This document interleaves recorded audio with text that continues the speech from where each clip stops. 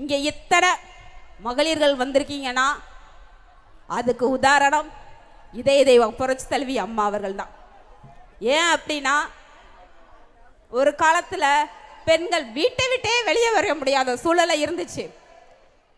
படிக்க போச்சோன்னா இவங்க படிச்சு என்ன ஆக போகுது அப்படிங்கிற காலத்தை எல்லாம் தூக்கி எறிஞ்சு உங்களால எதையும் சாதிக்க முடியும் என்று சொன்னவர் மட்டுமல்ல, அதை செய்து காட்டியவரும் இதய தெய்வம் புரட்சி தலைவி அம்மா அவர்கள் தான். அப்படிப்பட்ட அந்த தாய் முதலமைச்சராக வந்த உடனே பெண்களுக்கு என்னென்ன திட்டம் கொடுத்தா அத்தனை திட்டத்தையும் நாளே அவங்க வாழ்க்கையில் முன்னேற முடியும் என்று பார்த்து காத்து கொடுத்த அந்த தலைவிக்கு நாம செய்கின்ற நன்றி கடன் தான் வருகின்ற 2026 சட்டமன்ற தேர்தலில் அண்ணன் எடப்பாடி அவர்களை மீண்டும் முதலமைச்சர் ஆக்க வேண்டும்.